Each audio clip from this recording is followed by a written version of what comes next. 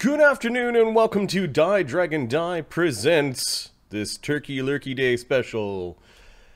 This is Gods We Rule, How to Cheat, and we're going to cheat today at Pathfinder Kingmaker. I love the game. The game is awesome. As buggy as the initial release was, Pathfinder, as you may or may not know, is something that we play on a weekly or sometimes bi-weekly, twice a week basis here on Die Dragon Die. The Owlcat's interpretations of the Pathfinder rules are really awesome. They're about like 90% of what you'd expect from Pathfinder, with some smoothed edges because it is a computer RPG. One of the things that I do not find, however, is that it's not a relaxing game. It's not like you're like Baldur's Gate where you just tootle around. It's got some serious consequences if you screw up your timing with kingdom management and adventure mode, which is great. But one of the things that I really enjoy doing in Baldur's Gate was creating your own party.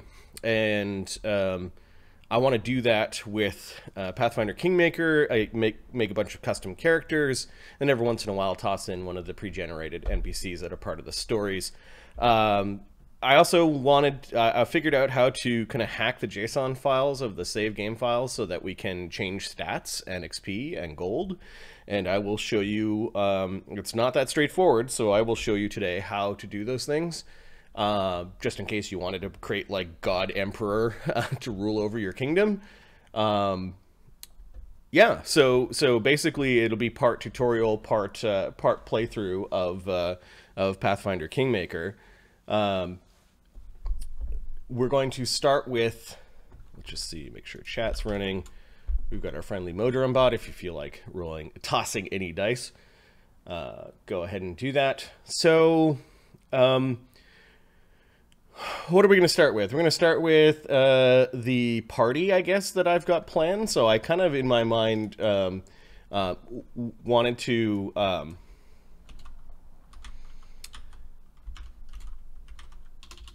to spell out what the 4 or 5 party members were going to be for our cheat game. And I really like the animal companions, and I think there's a way to build a party where every one of the party members has an animal companion, and it's going to be insane. I can just picture like 5 animal companions wandering around, 6 if you take some of the NPCs that have animal companions. So I do have a party in mind. Let's see if I can share the builds. Some of them are more thought out than others. And let me see if I can get this shared. So add source. I'm just going to share this. All right. So this is our party. I was thinking of playing starting off with a Sylvan Sorceress. She will go into Vivisectionist 2, I think, to get mutagen, which could increase her charisma on top of magic items. And then Arcane Trickster 10 and Animal Companion with Boon Companion. She could have an 11th level Smilodon. So she'll have the weakest animal companion out of this group. So that I think is going to be our main. Charisma being high. I'm not too sure if you need it. There are quite a few ways to resolve issues with a high charisma. She's going to be a boomer, plus with the sneak attack. I really like that. You save your big spells for big battles and then constantly sit in the back and whip off cantrips and get sneak attack off. I really like that. Like that build. Yes, it's similar to Octavia's build, but I kind of wanted to figure out how to do at least an animal companion. In the later game, this animal companion will suffer a little bit. But we can also hack its stats a little bit and make it a little bit higher than normal and give it some survivability. Plus, buff your companions. Then I hope there'll be enough combatants on the field that, it'll be rare that all attacks go towards that animal companion. So that is going to be our main. We're going to call her Black Dahlia. I found some good art, which we'll use as the token art in the game. And I've already changed the. I've already made those assets. So we can include those, and part of the tutorial will be, well, how do you do that? Which is pretty self-explanatory, but there is a trick. You're gonna have to do a trick to get custom art for all of your mercs if you're creating mercenaries one after another. You actually have to do a little bit of a reload, but we'll get to that. Ganymede's going to be our rage machine. He's going to be a barbarian mad dog. I was thinking of, I haven't quite decided whether it's going to be just a straight 20th level half-orc barbarian, or whether it's going to be a 16th level barbarian vivisectionist 2 for the sneak attacks, and for the mutagen, strength mutagen stacks with rage, and it stacks with enhancement bonuses to strength. And then fighter to wear heavy armor. I'm kind of leaning towards this second build. Then you're saying, well, what about animal companion? We can take boon companion, and we'll have a 20th level mastodon falling around Ganymede. I found a really neat picture for him too. Nephariah Reborn is going to be a really dark cleric. I wanted to see for this game if you could make a channel, a negative channeler in this game really well. In order to get Animal Companion, I think we have to pick Gazra as the god, who gives us both animal, gives us animal domain. We'll choose Weather, I guess, as the second one, as there's a neat little storm power. Basically, if he's going to be channeling negative energy, it means he's going to need to be in the thick of foes lots. So we need to boost, I think, his armor class, which is why we'll dip 1 level into fighter. I don't know if we're going to take Boon Companion. We could try something different. Maybe take a Centipede as the Animal Companion, see how that works out. It's kind of creepy. He's got a really creepy vibe. Kind of like death, like a death priest almost. And I think in the later levels he will go into the conjuration summoning path. Like he will start to summon. But early on, let's focus on selective channeling, extra channeling, and then maybe some necromancy boosts in middling levels. So yeah, he's going to take the summoning path. Sophocles, now, in a previous game that I played, not streamed, I didn't take a healer, and it just sort of slows down the game. So he's going to be our full-on healer. Of course, we're targeting Erastil for the animal and the community domain. It's got some really neat powers in it. We're not going to have a paladin in this party, so I think the community domain power, low-level power, actually gets rid of fatigue by touch, which would be handy. Normally, I would have taken a paladin whose mercies can get rid of fatigue, just for those times when you've traveled a little bit too far and need to. Let's do a bear companion for this guy. I haven't done bear yet. Favored weapon, longbow, given that Erastil likes longbows, which will be neat. So this character will be built around channeling, and then he's going to be channeling for healing, and then he's going to stay back in the back lines shooting his bow. So we've sprinkled in a bunch of bow feats into his build. Don't know if we're going to create her. The Inquisitor Monster Tactician. Actually, yeah, we're going to, because she needs an animal. The Monster Tacticians have animal companions, and she could do lots of summons. So we'll have 3 characters that can summon creatures. Actually 4. I think Ganymede has a lower level. As a Mad Dog has a lower level channel or summon. If we choose Azamar, some variant of Azamar. But we'll create, we'll call her Anger Bodki. And we'll create an Azamar Plumkith Inquisitor Monster Tactician, who will also worship Gazre. Apparently we're going all nature-y. We'll take the domain animal so that she gets the animal bond, and then she will concentrate on summoning, as well as bow feats a little bit later on in her build. So we'll have two guys in the back shooting. We'll have Nephariah, who will be kind of a tank. We've got Ganymede, who will be our hard hitter, and then Dahlia in the back. So we'll have 2 folks in the front, but enough animal companions to, yeah, what animal companion we're going to take for her? She's going to take a leopard.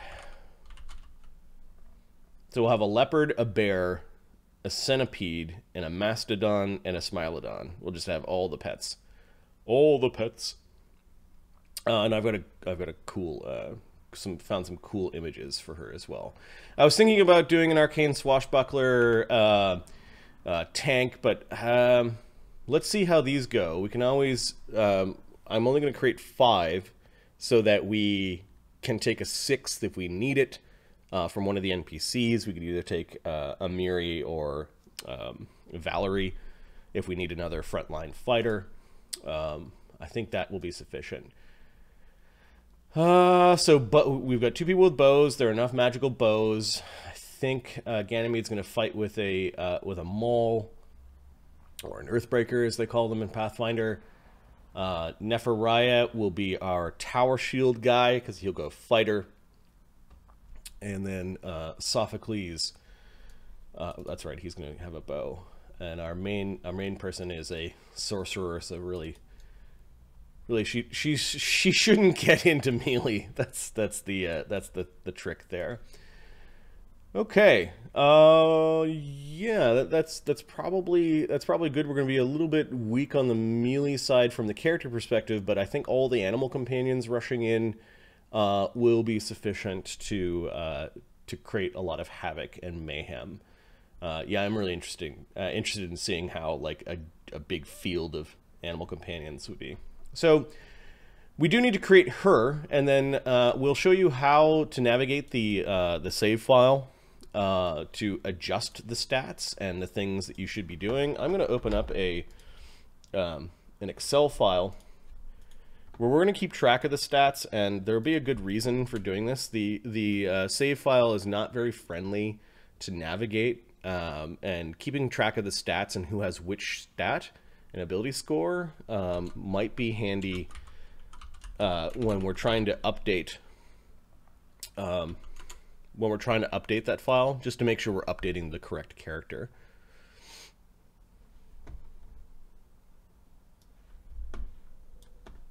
So I'm going to create a file. We'll call it ability scores. I'll show you what we're doing. Oh. XSplit does not like me doing it that way. We can do it this way.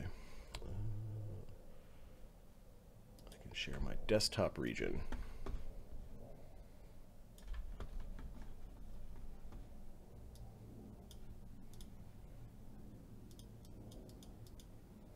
Okay. Zoom in a little bit. All right, so we've got the character, Dahlia.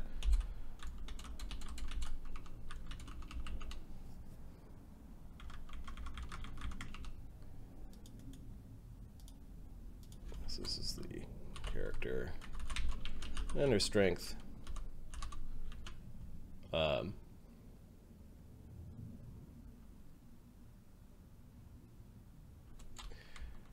Base strength and final.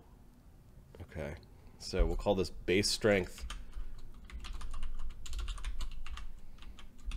dex con, int wiz charisma, and we'll have other characters as we go.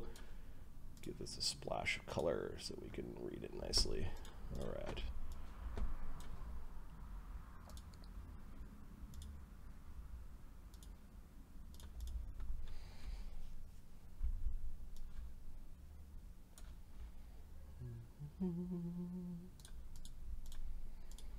Okay, so we're going to create Dahlia first. She will be our main, and then we'll have to keep track of every character, including the NPCs in here, because finding out what their stats are is kind of really the only way to, navigate that file. It does not store the character names in the particular file, which is a little bit annoying. So you got to sometimes take guesses as to what you're doing. So I think the first step is to start the game, and you need the save file. So you need 2 save files. We need to update. So we need to set up the software. I'll walk through what the steps were, as I've already got the software set up. We need to, what are some of the scenarios or use cases? So use case, editing money, and then use case, editing ability scores. And what else do we want to do? We want to edit experience points. I think with these three cases, you could probably go very far in the game and get past places where you may be stuck. Having a lot of money just reduces the some of the tension in the game. Now, tension is definitely a good thing, but there's sometimes where I felt it wasn't as relaxing. It felt like a lot of work as you're trying to time things perfectly, and I kind of just wanted to mosey through the game at my own pace. So we can if you edit money, it makes it a lot easier, especially in the kingdom building area. Editing the ability scores. Yeah, of course we could go like, you have 100 strength and 100 dex. I think what we're going to do is kind of limit ourselves to, we're going to cheat but not cheat as hard. We're going to go max 18 base, and this is just a personal decision, just to make the game a little bit easier, or kind of represent that we are the best of the best. Lead on, adventurer. Drake, how's it going? What is this? This is me talking through how we're going to cheat at Pathfinder Kingmaker, Drake. So we went through what companions we're going to create, and then we're just defining what use cases we're going to try to solve as we go through Pathfinder Kingmaker. So I'm going to edit money, I'm going to edit ability scores, and I'm going to edit experience for a character, and we'll have maybe an easier time while trying to tackle one of the more difficult settings on the game. It also eases up a little bit of the frantic nature of the game, where you're trying to like constantly the actual video game. Yeah. So we're gonna hack up the save file in a moment. But first we need an actual save file. So let's launch Pathfinder.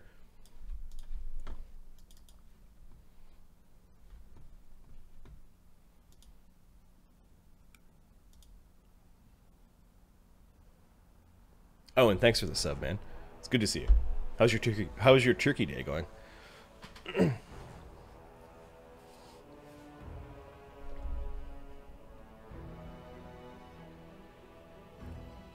You're 1 month away, I think, from getting the purple dragon badge.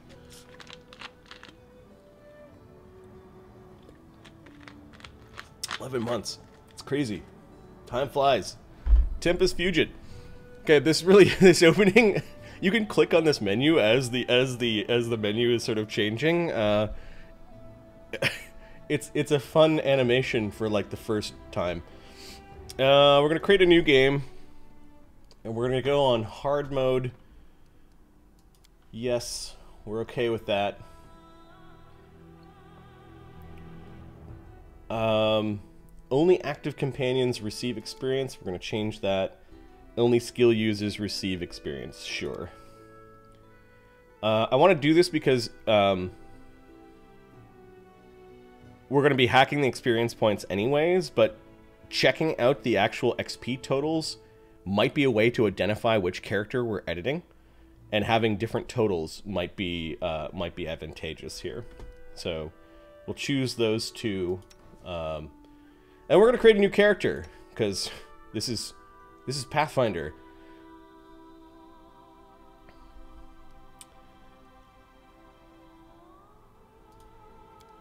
Alright. One of the things they truly need to do is have many more portraits in the game. So we're going to create our own portrait. So there's this sort of rigmarole that you need to do. It's saying to use your own portraits, change the image folder. Alright, so we're going to open the image folder. You're not going to see this part. Effectively, we need to replace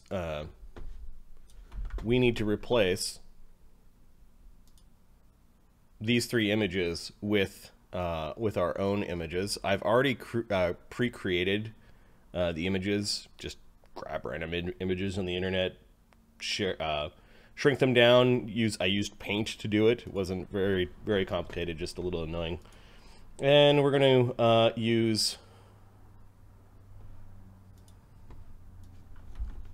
Black Dahlia. She's a sorceress. We're going to need a kind of like Blackbeard or Eric the Red. We are going to use which tokens for her? How do I access this now?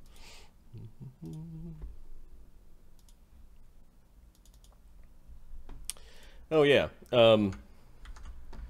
One of the things, and I'll show you the path that's handy to keep track of, is knowing your path to the save game folder. So I'll put that in our cheat sheet, and then afterwards I'll stick this cheat sheet up onto the website, or you could watch the video.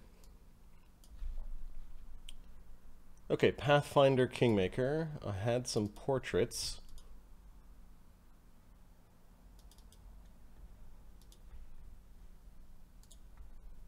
No, where did my portraits go?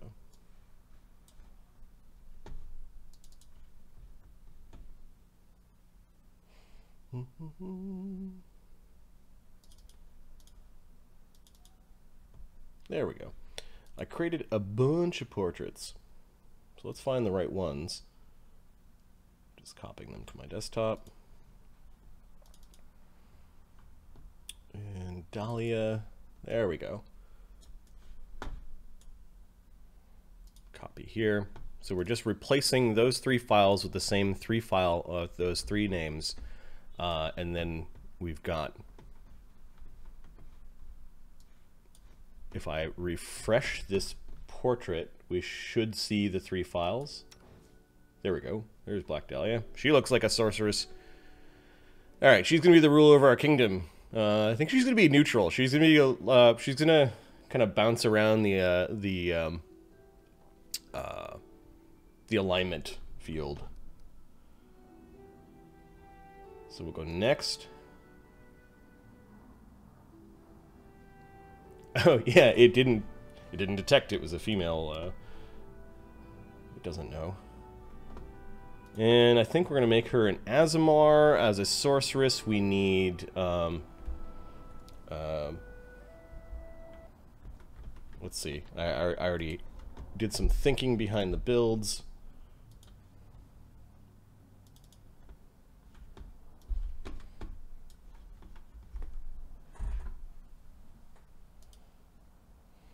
Okay. Oh, nope. This is the one. So we'll make her a Plumekith Sorcerer. Azamar, I think Plumekith gives bonuses to Charisma and Dex. I figured Dex would be needed because she's going to be using like ray spells for sneak attacking a lot. So Plumekith, that's my... Let's just affect her. Change her hair color to black, and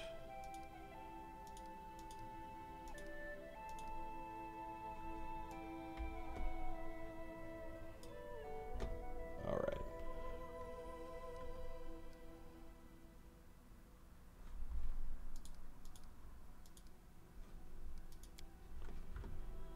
She is going to be a sorcerer, and a Sylvan sorcerer, because we're going to have all of our characters are going to have animal companions. We're just going to choke the battlefield with animal companions. And Sylvan Sorcerer does give us an animal companion to start out with. Of course, she's going to multi-class into other things, so... let's see if we can get chat on a different side. Lots of busyness here. Let's stick chat up here.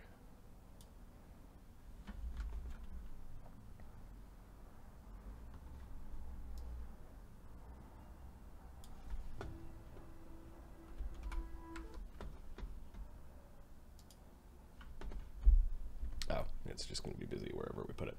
All right. All right, so Sorcerer.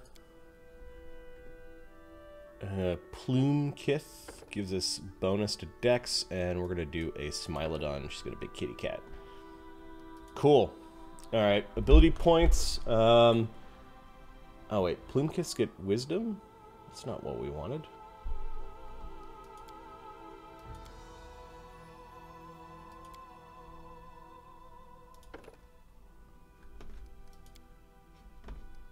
Heritage. Wisdom and Dex. No, we want Muse touched. My bad. Dexterity and Charisma. And Glitter Dust once per day. That sounds better. Alright, glad I caught that. Alright, so Charisma, we're just going to jack this to 20. We'll put our int as high as it can go, and we're going to... yeah. And then we'll adjust the stats that are all 10s. I'm just going to make a note of what we chose. I'm making a note of the base stats as well, not the final stats. So the base stats are 10, 10, 10, 16. I guess the base would be 8. And then Wisdom 10, and the base would be 18 with a 20. Okay. I'm making note of these because this will help us identify which character we're editing a little bit later on, as the character files are not, like, they don't carry the text name that we're going to give the character. Okay, she is the only person in our party that is going to be a thief. Even though she doesn't have class skill in trickery, we're going to give her a rank in trickery now. Persuasion's important. Wow, I jumped to 11. Arcana will be important because Arcane Trickster requires that as a prereq. And then what do we think? Use Magic Device. We're going to have a bunch of clerics and a... Yeah, we'll use Magic Device. Do we really need that? We're going to have 2 clerics. We're going to have 3 divine casters. Use Magic Device would only be useful for druid stuff. Maybe not. Oh, Perception. Sorry, we need that to find the traps, and we'll get the class bonus when we go into Vivisectionist. So we'll do that. Feats. Given that she's going to be our boomer, do we pay the tax right now to go Spell Focus and Greater Spell Focus? Yeah, let's do that. So she's going to be our boomer. And we'll go Greater Spell Focus. There, that's a +2 to evocation spells. Get that out of the way now.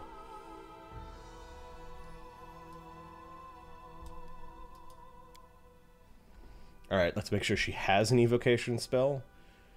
Oh yeah, Sorcerer. Right.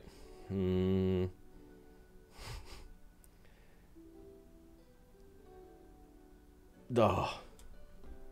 That's Conjuration. Burning Hands, you have to get too close. So I think even though we paid that feat tax, I'm not going to start her out with a first level evocation. I think we really need a defensive spell. Mage Armor is something that you can't put magic items on animal companions in this game, so Mage Armor is going to be really important to keep our animal companions safe. And we're going to have a whole field full of them. And I think I like Snowball,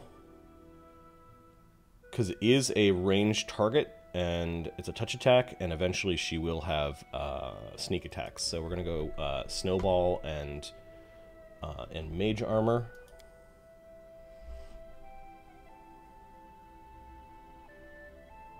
Strike with all your might. I failed. I feel faint. Out of my way. I won't take that. Let's move already. I like the, we'll call her... Black Dahlia.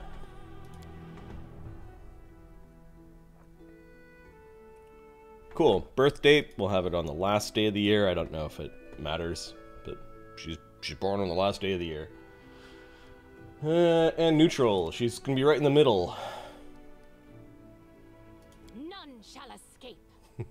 All right. Wait, her hair got changed? I thought we changed that.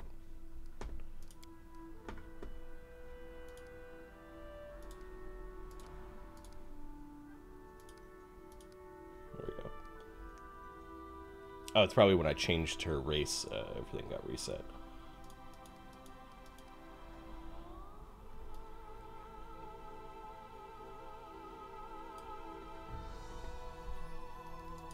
Red clothing?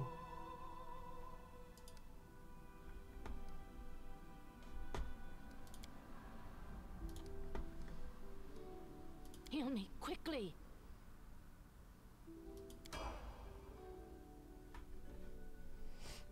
Okay. So we need to blast through this first little intro part. Given that this is also a playthrough, we can roleplay and do voices and our usuals. The huge. Our story started at the mansion of an Aldori sword lord.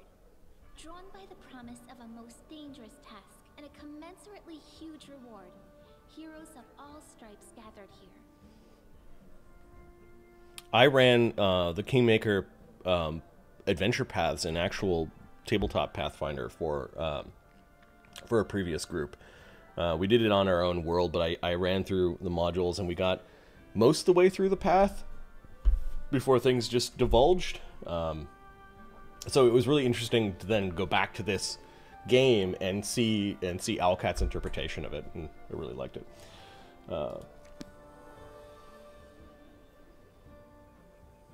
Yeah, there's the kitty. Where are they? This is taking forever. It didn't even say what this was for, just that the Aldori were looking for heroes. Who are the Aldori anyway? Rich folk? Oh, Amiri. If you can't be patient, no one's keeping you here. Just go back to your mountains or whatever hole you crawled out of. The Aldori sword lords run the premier school for the dueling arts.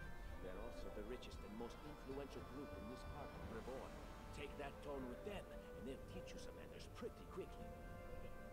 All right, you purple toad, just shut your trap. And if you can't, I'll help you. Hush! Quiet!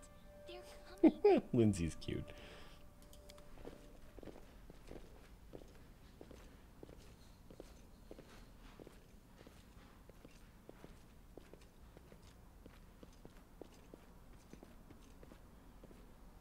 Greetings, everyone.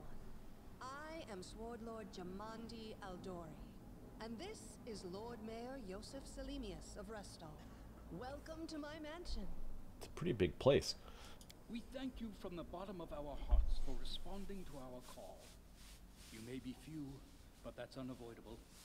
We need only the best of the best for this task.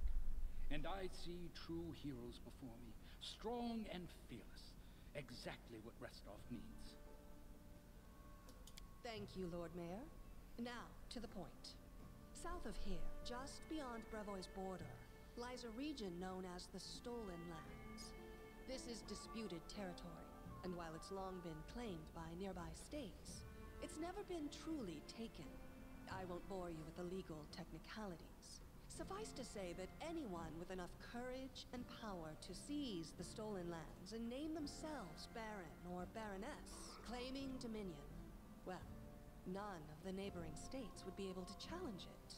Of course, Restov would be first to recognize the legitimacy of this new state, as well as the noble title of its founder. Ooh. We get to make some kings. Unfortunately, one serious obstacle stands between you and this title. A gang of bandits holds sway in the Stolen Lands. Their chief, who they call the Stag Lord, considers himself the rightful owner of these lands, and no one has yet been able to challenge his power. Bring me his head, and you'll be able to return to the Stolen Lands as their legal ruler. Any questions? So heads are the currency of becoming king. Interesting. We're gonna decide on a voice for Black Dahlia. Let's do the Mother of Monsters voice from Legends. There is a whole team of us Who exactly will receive the Baron's title? I will, of course. I'm the leader of this team, after all. Don't worry, though. I'll make it worth your while to help me. We haven't yet begun, and you already speak of divvying rewards. What makes you think we'll even succeed? There's little point arguing over who gains the title, when we'll most likely lose our lives there. Harem's such a weird character. If I may please answer the question. She takes a long pause, waiting for the voices to die down as everyone directs their attention towards her. We believe you're all equally deserving of a noble title. Over the course of your expedition, it will be up to you as a team to decide which of you is best suited to rule. Why not just recognize the Stag Lord as Baron? That's a good point. As I see it, this Stag Lord already holds power over the region with confidence. Many noble bloodlines were started by bandits who just got lucky, weren't they? Perhaps because we do have standards to maintain. This room has seen many celebrations of adventurers, and even those who just got lucky. But giving a noble title to a bandit lord?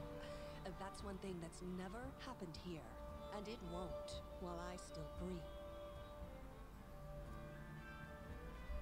You're helping us found a barony.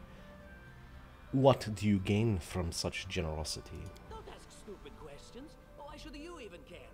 What they have to gain and why, that's for Lady Aldori and I to discuss. It's none of your concern. Your only concern is to swing your sword around, or whatever it is you do. This little bastard. Tartuccio. Of course we stand to benefit from this enterprise.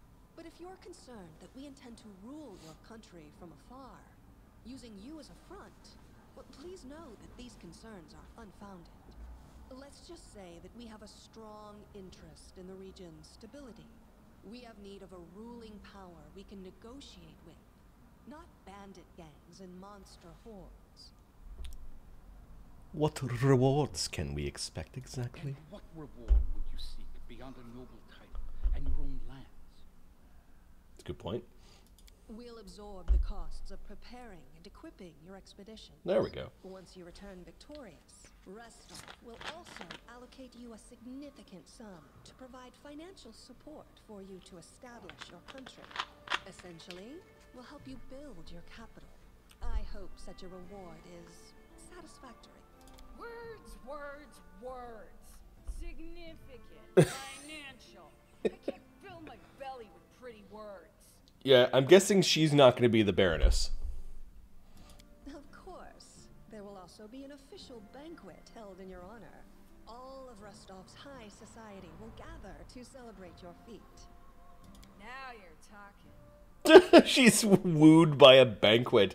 Yeah, you're not allowed to be in charge, Amiri. We're going to take you along to smash things. It is all clear as day. Excellent. You venture forth tomorrow. For now, you can take some time to get to know one another better. Or you can head straight to your guest rooms to get some rest. You'll find we've already prepared supplies for you there. And thank you again for agreeing to take part in this expedition. I wish you luck. Thank you again, with all my heart, for replying to this call. The flare in your eyes reveals your courage, the unshakable will that distinguishes true heroes. I look at you, O champions of Restov, and doubt not for a second that you'll be victorious. So venture forth toward your feet, go, and return in triumph. Nice. Hi, my name's Lindsay. I'm a bard, though this is my first real adventure. So, shall we go teach this stag lord a lesson? Hiya, it's me, Imoen. Oh, Lindsay. Lindsay, you're so cute. You remind me of this Imoen girl from this other game.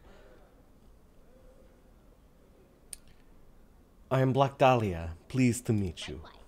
Actually, I also wanted to ask you something. How do you feel about this Tartuccio fellow? I think he's pretty obnoxious personally. He appointed himself head of the team, and he's just after the Baron's crown, or whatever it is Barons wear. Doesn't matter. I don't like him. I think you should be team leader. When I first saw you, I couldn't help but think, now here's a real hero. Someone who'll be praised. It's just a high charisma, that's all. This is the person I'll write my book about. Wait, a book? Damn, I should have led with that. Please, just let me explain. You know what the trouble with most heroes' biographies is? They're always written years later, based on the tales of, best case, people who saw things from the outside. Worst case, someone heard about it from their brother, who heard it from their friend, who heard it from their cousin, and so on, adding a new batch of lies each time. Every time I read about a heroic journey, I think to myself, why didn't they just bring a bard with them to write it all down properly? So she's the first embedded journalist. And then I thought, I could be that bard. I just needed to find a suitable hero and volunteer to follow along on their glorious adventure. A great plan, huh? And here we are, with a heroic journey lying before us. Who's going to be the hero? Some dwarf who keeps muttering about how we'll all die? Or maybe that horrific scythe lady? Or, God forbid, Tartuccio? No way. What about that barbarian? She looks pretty heroic. I think her name is Amiri. Oh yeah, she's fantastic. You can tell she could tear a bear's head off with her bare hands, but she kind of scares me just a little. But, I mean, her sword's twice as big as I am. She could cut me down without even noticing. Just think on it a bit, alright? I'm sure you'll agree. Alright, I'm going to my room to write about tonight. See you in the morning. Okay, at this point we can just go and talk to people. Don't know if there's anyone important to talk to. They're all a bunch of dudes that we're going to end up talking to in the future anyways. And a bunch of tutorial crap. Alright, so what we're going to do before we go to the next area is we're actually going to do the editing of stats of a character, and I guess also the animal companion. So, let's turn off the tutorial.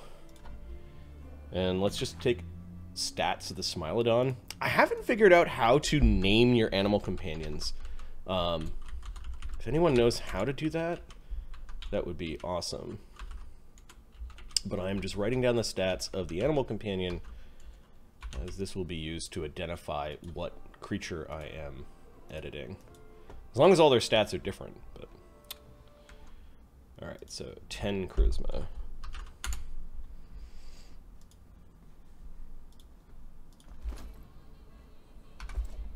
Alright, and we're going to save the game. We'll call it something simple. We'll call it Banquet. Start. And then we're actually going to, after it finishes saving, exit to the menu, because now we are going to do the exciting thing of rooting through the files and what you need. So this will be really only interesting to those who actually are going to edit the files. Now, what do you need to do this task? You need to download a few pieces of software first.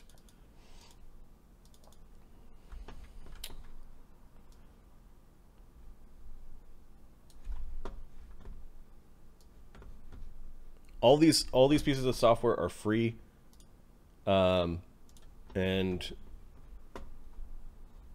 let me share my desktop so you can see what I'm doing.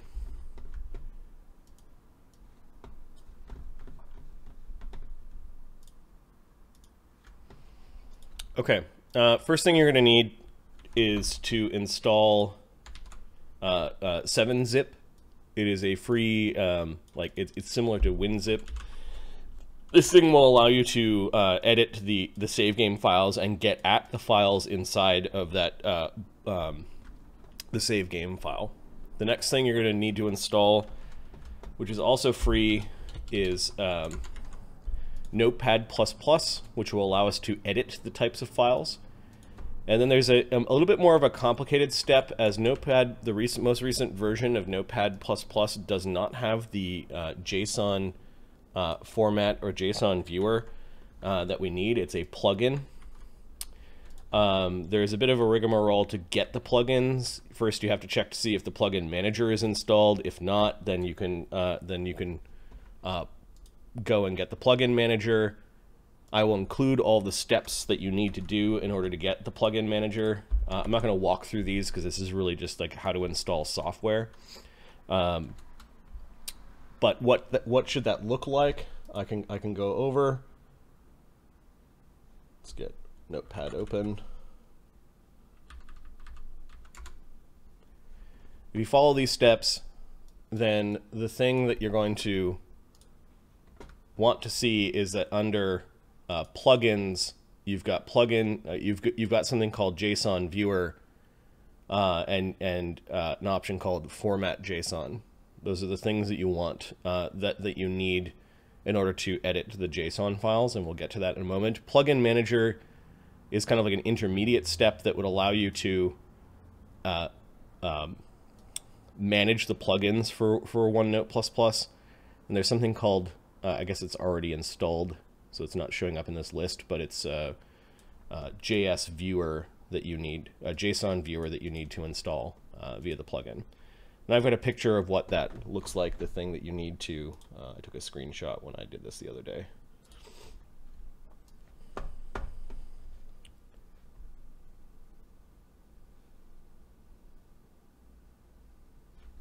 We'll put the screenshot here.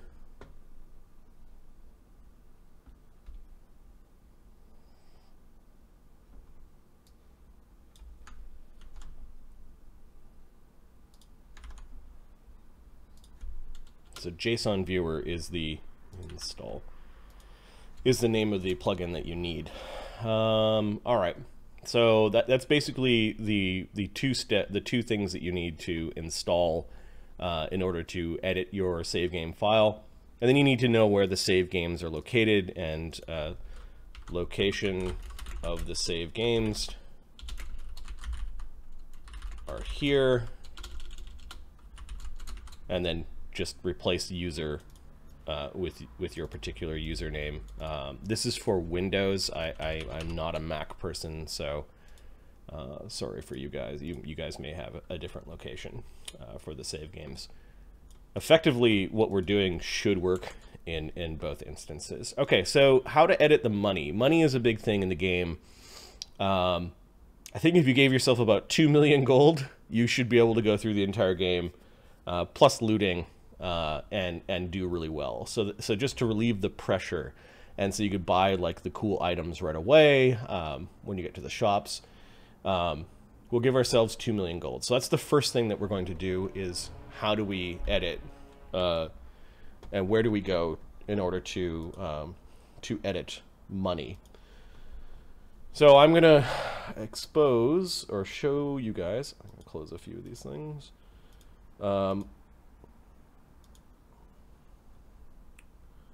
Let's go to our save game folder.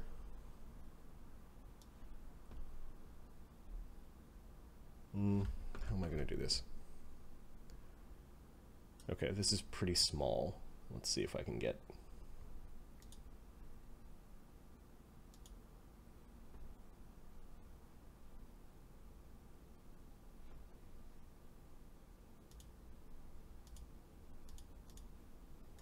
Okay. I'm going to effectively, these are all the save games. I've played the game quite a bit, but we can see Manual Banquet Start was the name of our save game file, and it's a ZKS file or a ZKS file. I'm just going to make a copy of this just in case we screw things up. So I basically copied and pasted that into a temp folder. So now I'm going to open, and we're going to open this with 7-zip, and we're going to open the archive. And we can see a number of files inside this archive. Give me a second. Let me see if there's a Windows way of me getting, making this much bigger and readable. Display.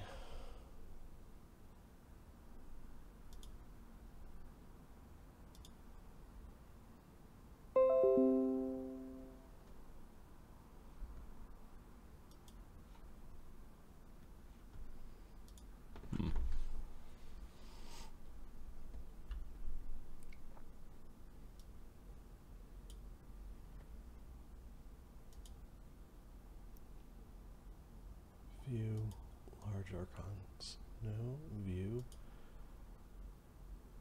List. Details. Okay, I'll just describe as we're going. So what you want to do is, so we opened up the archive, and what we want to do is we want to copy the party JSON file and the player JSON file into that same temp folder. So we've got a party.json file and a player.json file. Now, the first thing that we wanted to do was edit money. And that setting can be found in the player JSON file. Now everything is too big. I'm going to go back to display settings.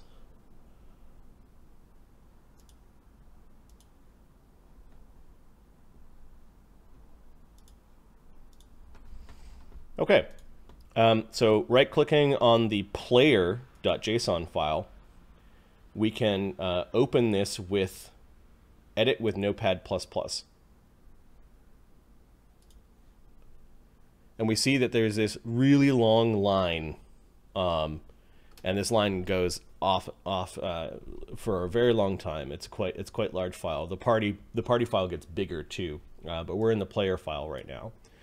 So the reason why we installed the plugin was so that we can read this file with kind of proper formatting. So JSon Viewer, we're going to choose JSON or format JSON, and now it's sort of in a much more readable state, as everything is sort of nested in the JSON file. All right, so this is sort of quasi-readable. There's a lot of stuff in here.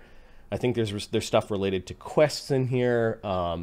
There's stuff related to, I think, kingdom scores that are in this file. But really, if you gave yourself a lot of money, that kind of eases the time pressure in the game. And you could buy build points for your kingdom with gold pieces. And you could buy the good treasure off to the start. So right now, if we scroll all the way down, you could also Control F. We can see money. We start off with 411. I'm going to change that to something ridiculous. We'll just make that 2 million. And then we're going to save that file. We can close up.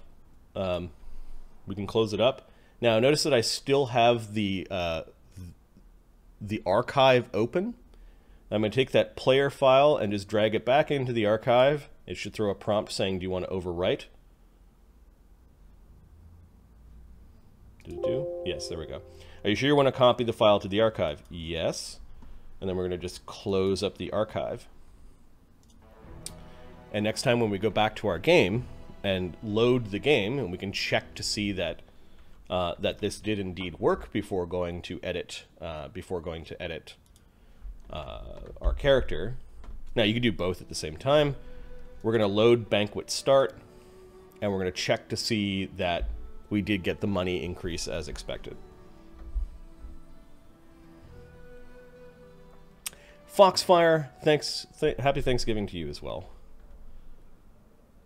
All right, so we're back into the game, and I'm going to check our inventory. And wow, look at all that! Look at all that cash. All right, so this is one of the ways to relieve the tension in the game and kind of give yourself a better chance at managing adventure mode versus kingdom mode.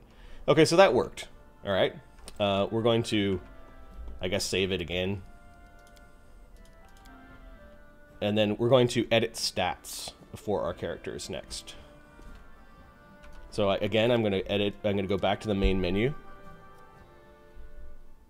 because I don't want to create any contention between this program reading the save file and while we're editing it. So we'll just leave that as is. And then remember, we wrote down all of our character stats. This is what we're going to use to kind of guide us to figure out which stats we should upgrade. And then I suppose we should editing money. So we're going to step 1 was navigate to save game folder, open save game file with 7-zip. And the optional step was copy, make backup.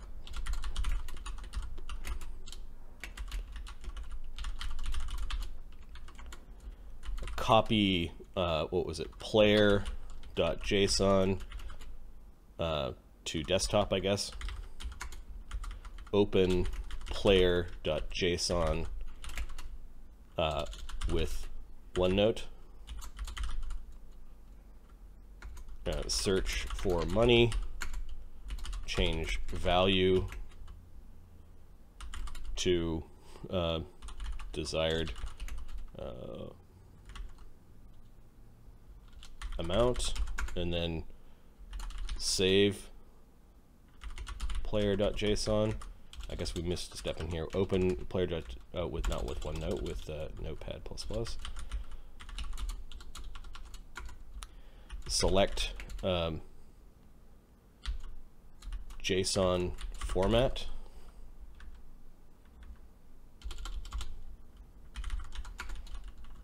Drag player.json back into the archive, and then select yes.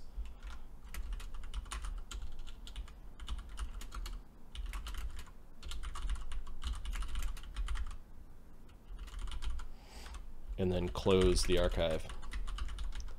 Reload the save game in check money amount. Okay. So between the video and these cases, we should be able to do that. All right. So editing ability scores. Beforehand,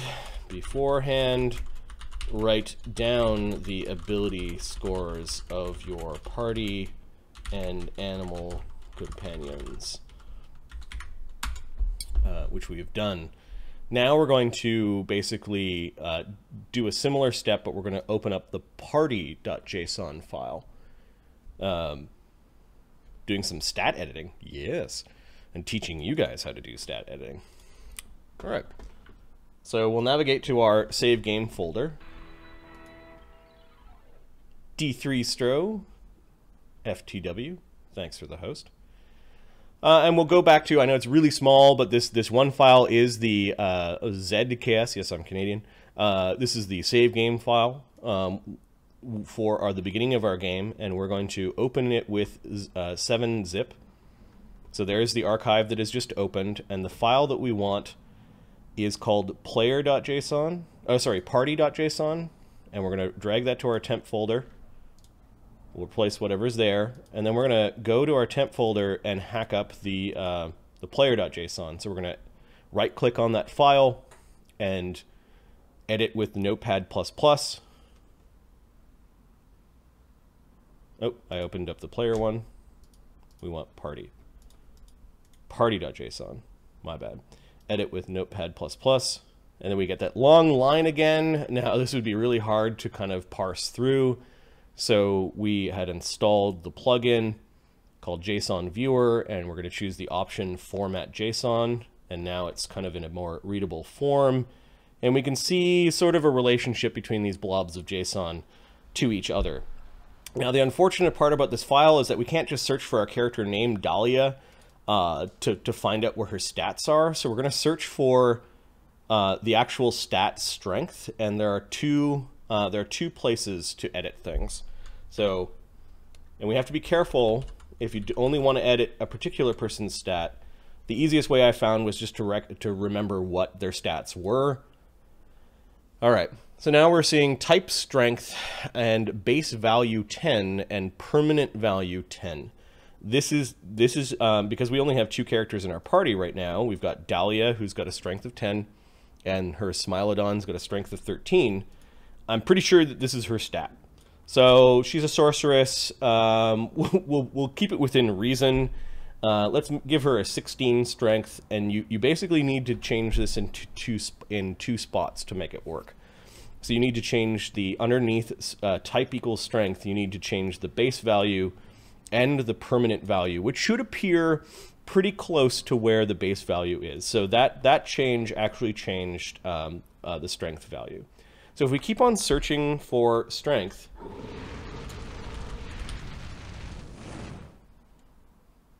hey, thanks for the follow. Give me a second. I don't know why my give me a second. Streamlabs is hidden.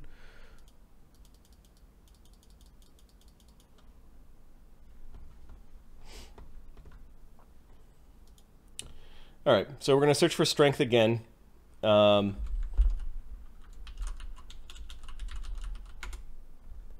there's a few references to strength in the file.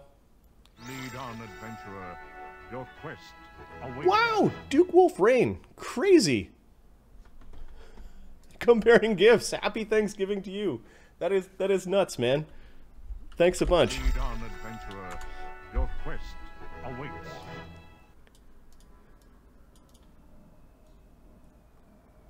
It looked like you gifted a bunch of subs. That's crazy. Awesome. Lead on, adventurer. Your quest awaits. That is a sweet subs notification. Nice. Nice. That's some old school Dungeons and Dragons. Your quest awaits.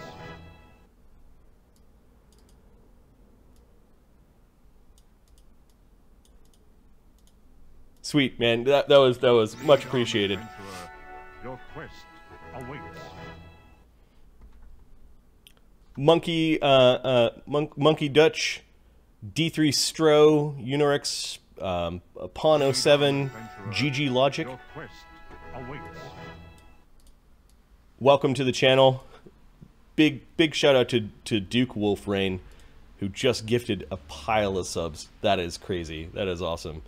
Happy Turkey Day to you guys. Duke Wolf Rain, much love, man. Thank you. As we're editing JSON files.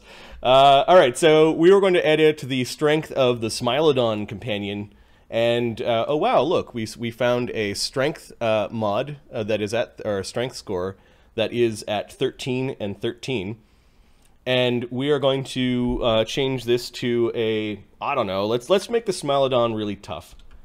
We'll give it an 18 strength. Now, as it does progress, it will get pretty tanky and beefy, but we're cheating here. So we're gonna make the Smilodon really strong, and we're just gonna make a note in our file of what the scores of these characters are. Now, we'll get to, remember Dahlia was a Azamar, and Azamars get a +2 to Dex. So there's something special we need to do for dexterity as we move on to the next score. That's not it. That's not it. Okay, this is it. Base value 8. So this was the value of her dex before the racial mod got applied. And if you collapse things near where that base value is, you should find the second variable we need to adjust called permanent value. So we're going to change. Now I've seen this be the final score. I don't know why the +2 adjust isn't in here. But we're going to change this to 16, and I think the permanent value is the value after the bonus was applied, and we'll change that to 18. We could make these like 40 or something like that. We just want to give them some really good stats, some unreasonably high stats for the game, but not kind of break beyond the game. Basically, the limit I'm going to place upon myself is that you can't have more than 18 before adjust. Of course, you could just go and create your god character if you wanted, and that's really up to you on how you play the game. We're going to keep on searching for dexterity. There should be another character in here.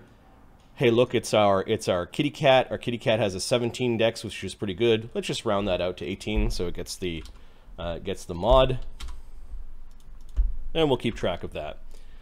All right, con. Yeah, we can't go through the game with a 10 con, especially if we amp up the difficulty. So there's a character with 10 con right here.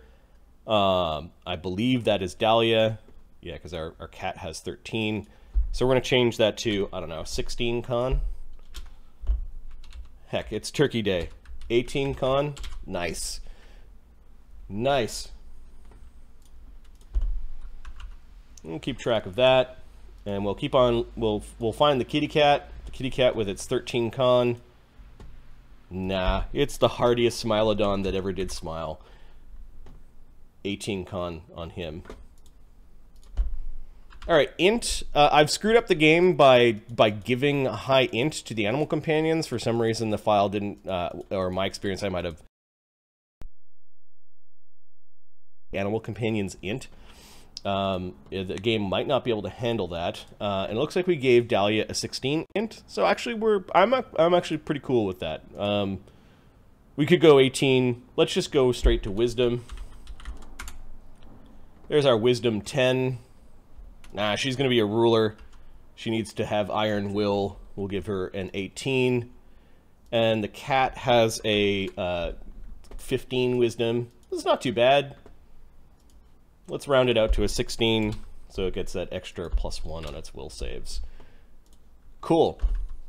All right, and then charisma, we already maxed out for Dahlia, so we're just going to keep that the same. And the animal companion, I don't know why it needs a high charisma.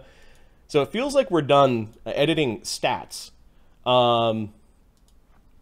At the same time, we could edit XP if we wanted to. If we wanted to, at this point in the game, be 2nd level, we could do that. So one of the things that we need to look at, or can look at, is we'll go to the pen and paper site, D20 PFSRD, or you can crack open your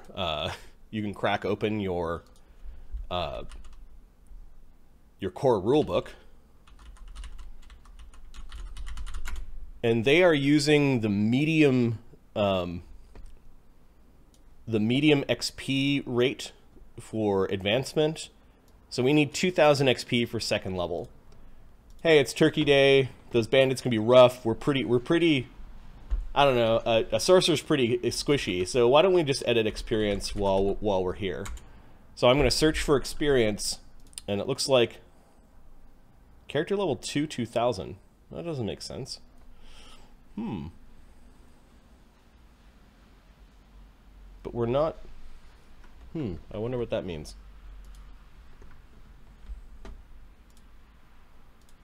We're near the end of the file. That might be a pre-made build we're looking for. So let's start at the beginning of the file and search.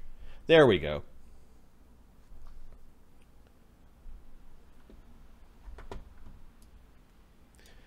So is this an interactive D&D program? No. So this is me hacking up the save file for Pathfinder Kingmaker. We are looking at the code that is behind the save file, so that we're and the game Pathfinder Kingmaker is based off of Pathfinder, the role-playing game. So I'm showing you guys for Turkey Day how to give your character really awesome stats and hack the experience points. So Dahlia is at 0 experience points. We're going to give her 2,000 experience points and leave her character level at 1, because the game will detect that it's time to level up. And then I think her animal companion also. See, I'm not sure who is 2nd level. That doesn't make any sense. All right. So hopefully her animal companion, that this may break the game, but we'll see. So I've changed that to 2,000. Let's see what happens. I'm going to save that file, close up OneNote, and then drag the party JSON file back into the archive. We back things up, so just in case I made a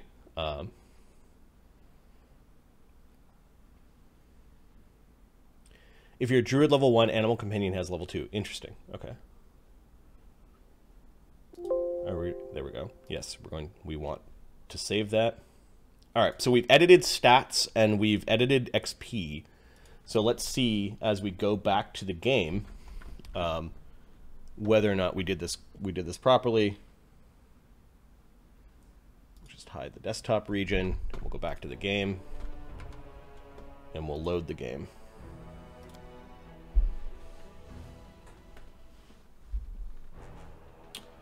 Oh, okay. So this is a sharing violation that happens. So some program still has a lock on that file, so we're just going to give it a second. I'm going to close 7-zip. That's probably the culprit. Yeah, I didn't close the file, so hopefully that will change it. Or that will work. Now it seems to be working.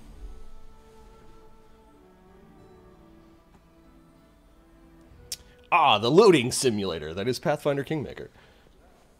Okay, so let's check our stats first. Look at that beautiful stuff. Dahlia's stats are god tier stats. Oh yeah, I actually rolled this as you go to your DM. Oh sure. And it looks like there's a level up symbol. And so the XP took, where does it show XP total? It doesn't on this screen. Okay, and then let's finish leveling up Dahlia. And as part of her build, we were going to make her a sorcerer / vivisectionist, and then go into arcane trickster. So let's do vivisectionist now. Give her that 1d6 sneak attack, and a mutagen, which will eventually turn into cognitogen, which is why we're going to go after the second level of vivisectionist.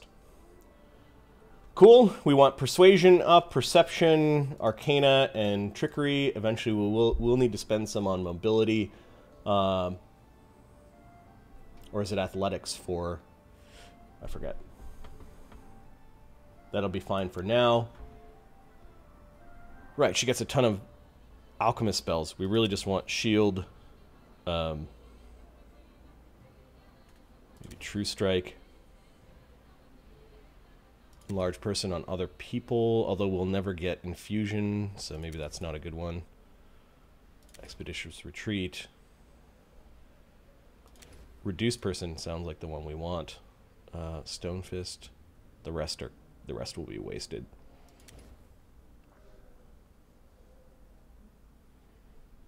Okay, reduced person is good to make her smaller and higher dex. Expeditious retreat, sure. Cure light wounds, true strike, and shield.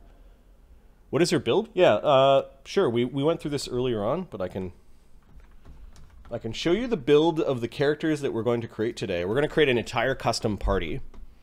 How in depth is the game compared to the actual game? The game's, I would say, about 80. The rules are about 80% Pathfinder, with some rounded edges, because it is a computer role-playing game. Like you really need to succeed at the game, know how to buff and build.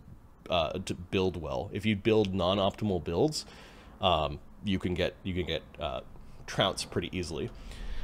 So let me share what her build's going to be. So she's an Azamar Plumekith Sorcerer Sylvan 8. Basically, we're going to create a bunch of characters that all have animal companions. I want to clog the field with animal companions. So she's going to be a Vivisectionist 2, Arcane Trickster 10. I really like Octavia's build, but I wanted to have something that gives you an animal companion. With Boon Companion, the Smilodon will be 11th level. It will be the weakest of the whole horde of animal companions you'll be creating. She's going to be our blaster / sneak attack with cantrips. She will take Boon Companion, and then eventually some meta-magic-y feats later on. I haven't decided for some of the things in between. I think wings might be one thing, because she's a Azamar. We're going to create Ganymede. Once we get to the point in the game where you're allowed to hire mercenaries, we're going to hire 4 other mercenaries for a total party of 5. And then the 6th person shall be the person we need. The Monkey Dutch, thanks for the follow. The 6th person will be one of the NPCs as we go and do their quests. But Ganymede's going to be a Mad Dog Barbarian. We'll create a Mastodon animal companion for him. Nephariah Reborn will be our Battle Cleric, a negative energy channeler. If we take Gozra, we'll get Animal Domain, which gives an animal companion. And we'll do a Centipede animal companion. He's going to be really creepy and ooky, lots of necromancy. Of course, we need a healer. Instead of taking who I find super squishy, the NPC healer. What is his name? That escapes me at this point. We're going to create our own cleric. He will be a cleric of Eraztil for both the animal community, the animal domain and the community domain, as well as favored weapon longbow. So he'll stay in the back and be our healer and huck arrows at people. And then Angar Bodki will be our Azamar Plumekith Inquisitor monster tactician, who will worship Gosray to get the animal domain. We'll create a leopard for her, and she's going to be the summoner. And I think with this party, even though we only have 2 frontline, kind of a tanky cleric and a striker, I think the small horde of animal companions will help us win the day. So these will be the five people we'll create. Of course, Dahlia is the leader. And we'll complete that level up. And I just want to check her kitty cat to see if the stat increases worked. Looks like it worked. So strength 18, 18, 18. Level 2. Yeah, there's a weird stepping of the XP for the animal companion. So I think that's what we were seeing. And this thing will get pretty tanky as it gets its next ability boosts. All right, so at this point we can't hire our mercenaries. What difficulty? We put it on hard. Won't be halted.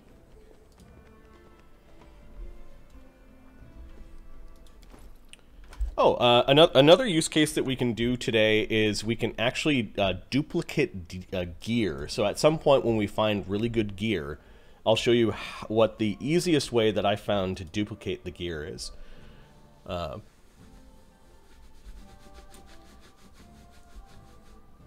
Which involves, I think, selling your gear. It's like non-intuitive, but you go to a merchant, sell your gear, and then you hack up a particular file where the list of the inventory of the merchant is, and then you change the quantity, is effectively how we'll do that. Lindsay's so cute. Lindsay bursts into your room. She looks scared. Her face is smeared with soot, and she holds a weapon in her hands. What is going on, dear? The mansion's under attack. We need to help. Some villains broke in and started killing everyone. I barely made it. Hurry, we have to help the guards fight off the attackers, or we'll all be cut down one by one. As if to lend credence to Lindsay's words, a scream echoes from the hallway. Oh, Imowen, I mean Lindsay. You're not going anywhere! As we just stand here awkwardly for a moment, waiting for the DM to ask for our initiative rolls. Alright, Smilodon, get him. And then Black Dahlia... you know what? I'm going to stand there and cast Mage Armor. It'll last in 2 hours, because we're 2nd level. I'm going to cast it on the Smilodon. Which is why we took Mage Armor, because we're going to have a small horde of animal companions that need the buffs. And the kitty. Ah, kitty. And I'm a loot whore. I'm just going to grab everything. With a strong animal companion, I think it adds to your encumbrance. Yeah. To your weight capacity or carrying capacity. The assassins are already here! Follow me quickly! No, let's go and loot. Ooh, dude. Dude had a bad day or just didn't wake up. Won't be halted. Fine. No one's trying to haunt you.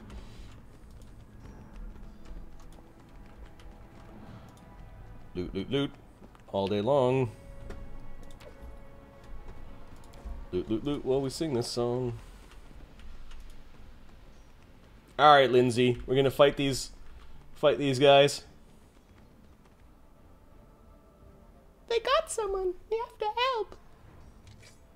Look, they're running. Get them. What shall I do with this one?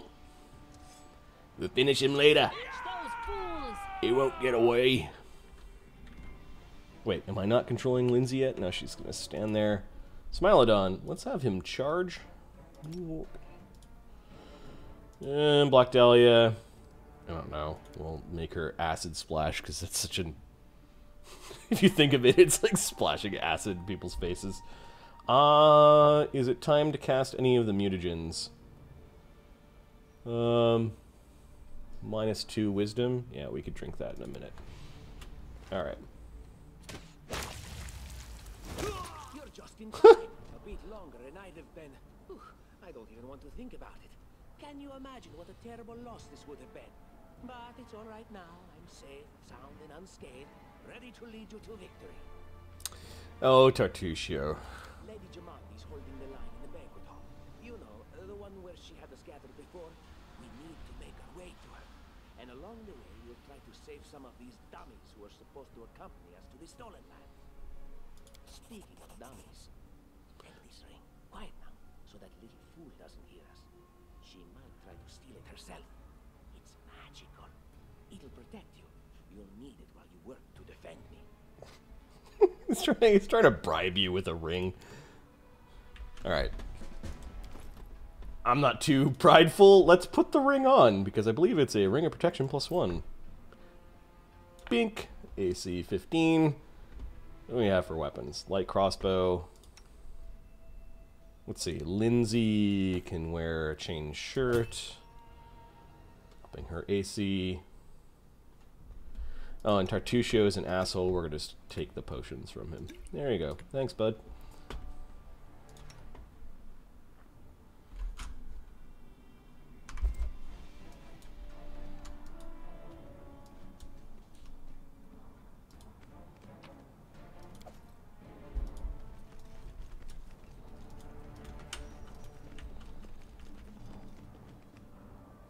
You know what? Having the bard in front is not a good idea. Huh, we're all casters. Ugh.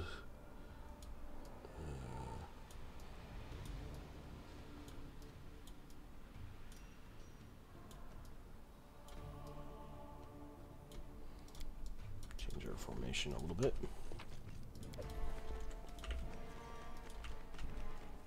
Alright. Save the game. Save often.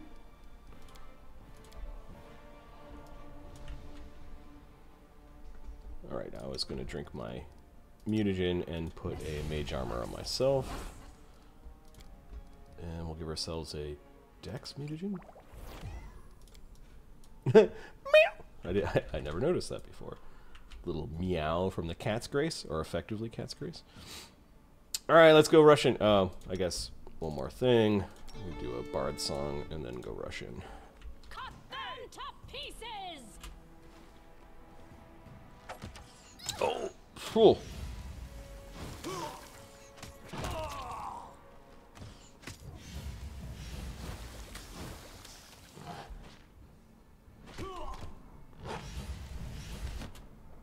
What is she doing?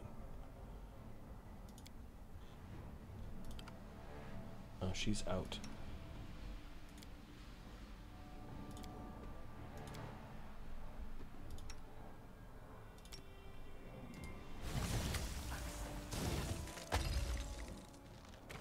Oh, this is not good.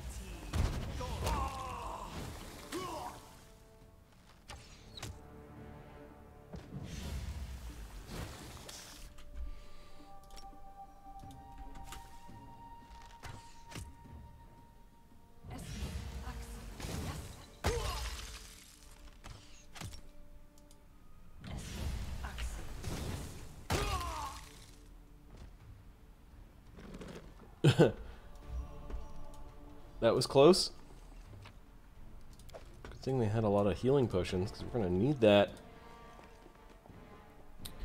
How is that Smilodon doing? What does it say his hit points?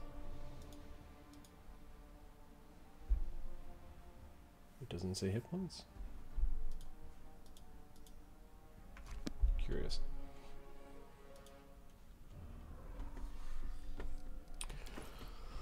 Alright. One is really injured.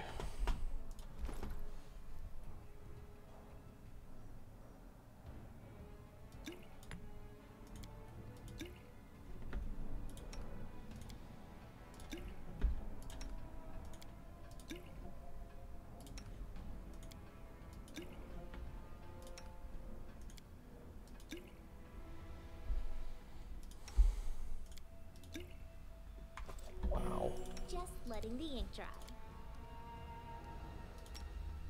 Yes.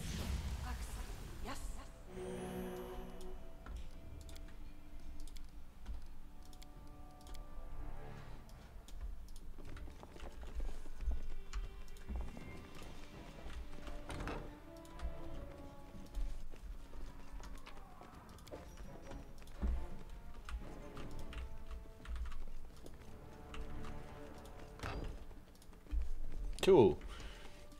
Look at the carnage. When I first saw the big orc body, I'm like, no, Amiri. Not that she's an orc, but a just big grunky lady. Cute little cat. Look at the little cat.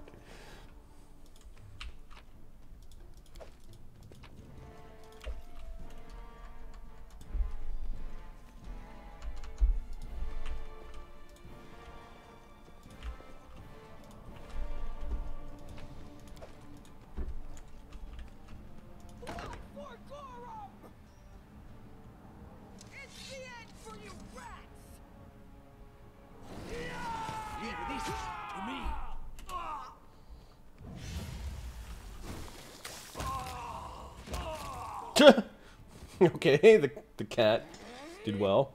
Oh, it's you. Stay up from under my feet or I'll strike you down. Okay, lady. Blood for Gorum! Blood for the blood god? Got it. Barbarians. I think that's exactly how heroes should be. What, stupid, sweaty, and always looking for something to gobble up or lop the head off of? Calistria, save me from such heroes. Alright. That fight went well. We do it, With Amiri standing there taking all the blows. Aww. What have we here? There they are, the assassins! Let's stand here until we roll initiative. Until our initiative order comes up. This is your last chance. Drop your weapons and we'll spare your lives. So generous, I'm afraid I can't offer you the same courtesy. Okay, that's amazing. Fucking Frost Giant just Kona cold those assholes. Stepped on one of his own buddies, too.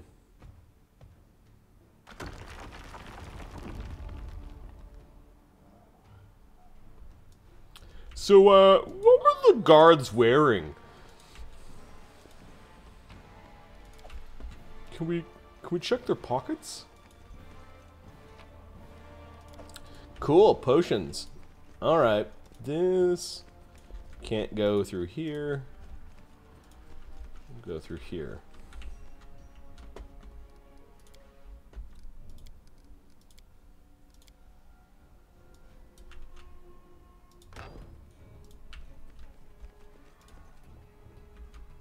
A heavy grate is securely locked.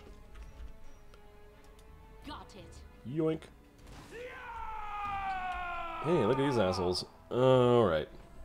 I want to stick the Smilodon in the archer's face. Why can't I charge him?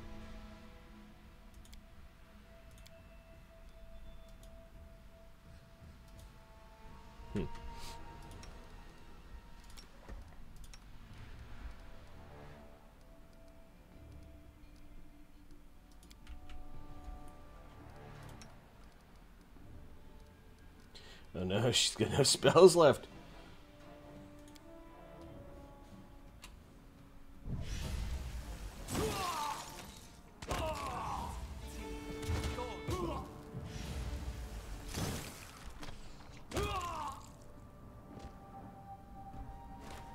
Okay, that went well.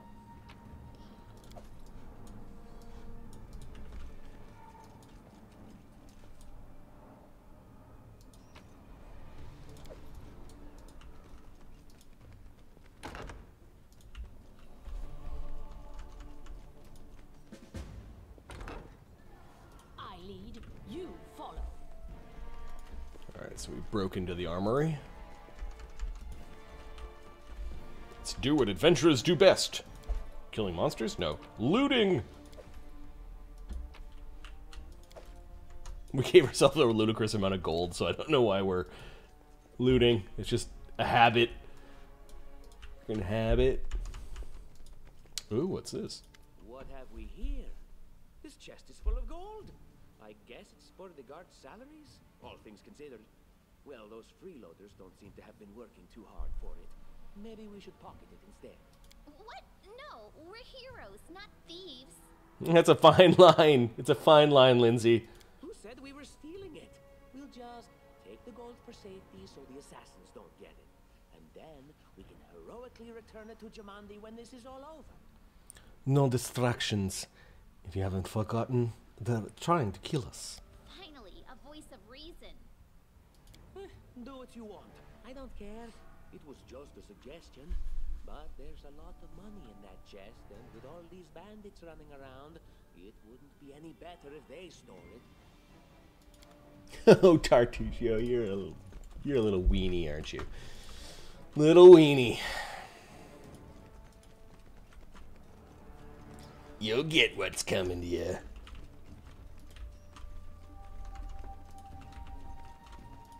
Oh, Oh, familiar faces. I hope you're not so frightened as to swing at every shadow. It's me, JSon. I don't recommend advancing down the hallway, assuming you value your life, of course. There were a few people with me, and you can see what happened to them. And just how did they all end up dead while you don't seem to have a scratch? I'll answer but briefly and just once. Further scares and explanations will wait until we aren't being hunted by a group of assassins. Deal? All right. I'm undead. These traps are deadly to the living, but they're harmless to me. What do you mean undead? Really? Like zombies or skeletons or... As I said, further explanations will wait until later. All you need to know right now is that we're on the same side, and we have to fight off a small army of hired assassins. Let's get to it. all right, undead JSon. You can be part of our party.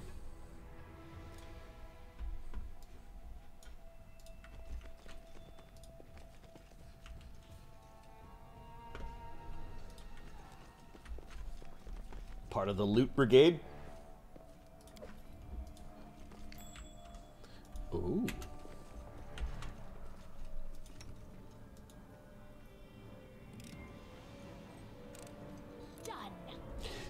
Done. How curious.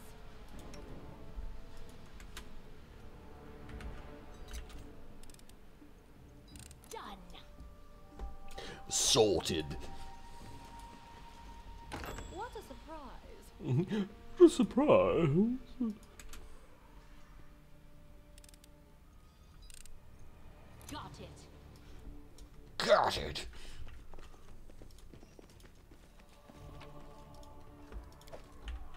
We do it my way.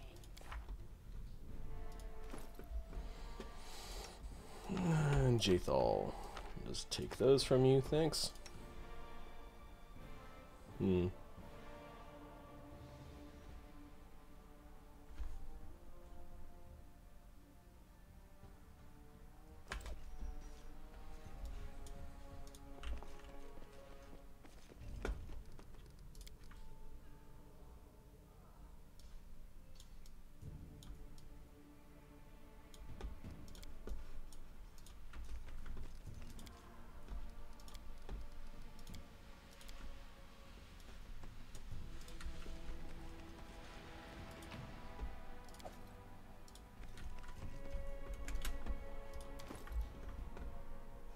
I think JSon can cast Bless. Yeah. Bless stack with Bard Song? Probably not. Share your will.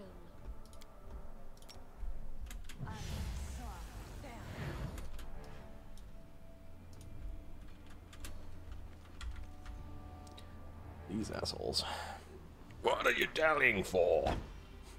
I'm telling you, Jamandi's cash has to be here somewhere. Well, hurry up. Before something's coming. Death cometh this way.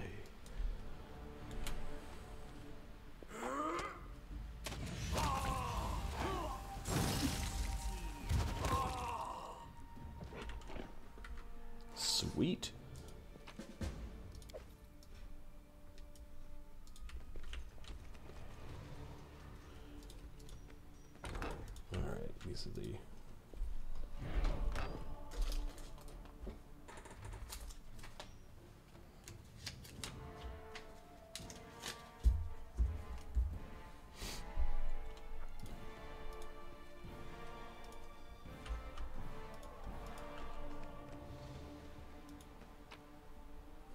Oh, I like how the animal companions can loot. It's good kitty. Comes back with all the gear. All right. I think there's a order. 5, 6.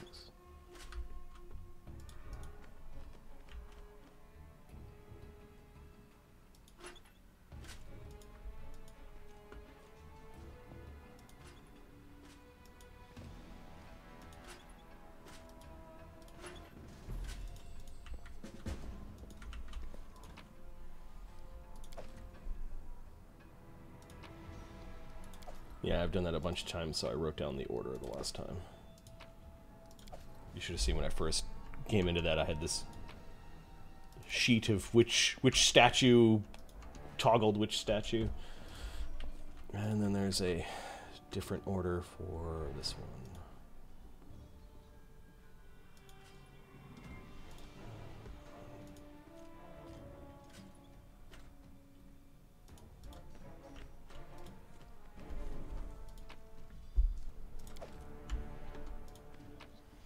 Looting tigers.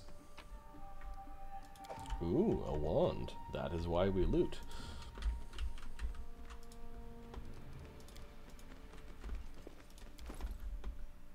What did we find? A wand of magic missile. Sweet.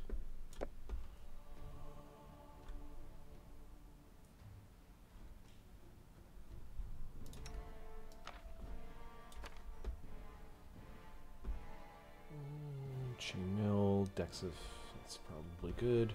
Alright.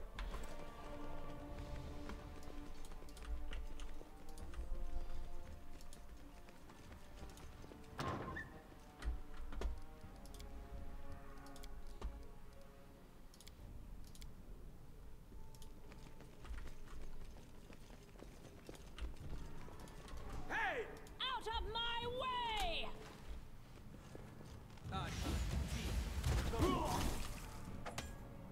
Oh! Jathal just got smacked. Our front line crumbled.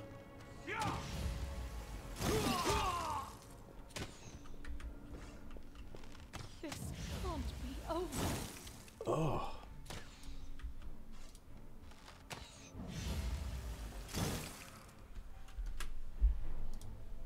That wand we got? Let's use that. Oh, let's use the scrolls that we have first.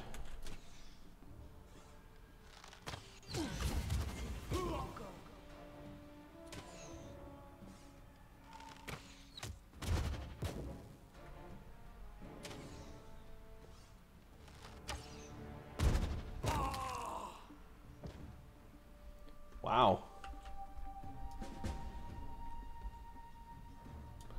Help the wounded dwarf. Let's loot. Oh. I can sense your silhouette hovering over me. It won't be much longer.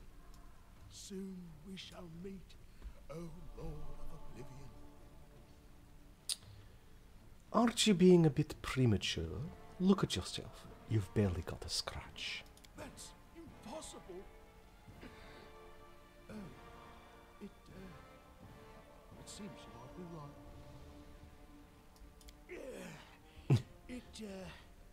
It seems I will live. I suppose I must postpone meeting my god. Not for long, I'm sure. But while we remain in this transient world, Aaron is at your service. Such a weird character.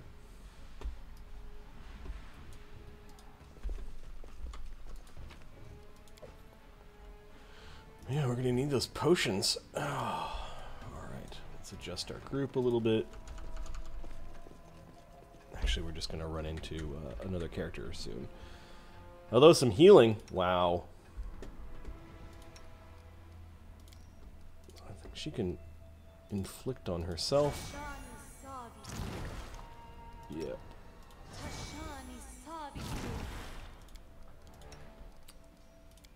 Tartusio is somewhat useful.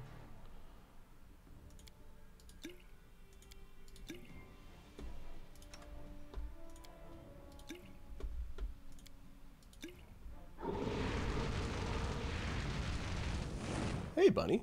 Thanks for the follow. We are playing the first chapter of Pathfinder Kingmaker, and we did a bit of a cheat tutorial. And we'll cheat a little bit more once we build a bunch of mercenaries, but we got to jam through this first part. Welcome to the stream. Right.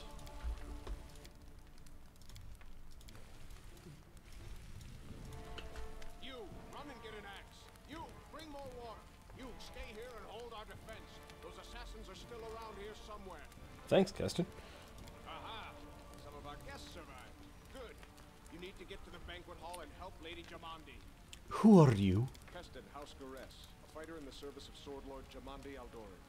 Right now, I'm in charge of the mansion guards. As you can see, there's a lot to do. And what is going on here? Open the gate. Let in a group of assassins in the middle of the night. Now they've set the mansion on fire to cut off access to the hall. They don't want Lady Jamande to get reinforcements.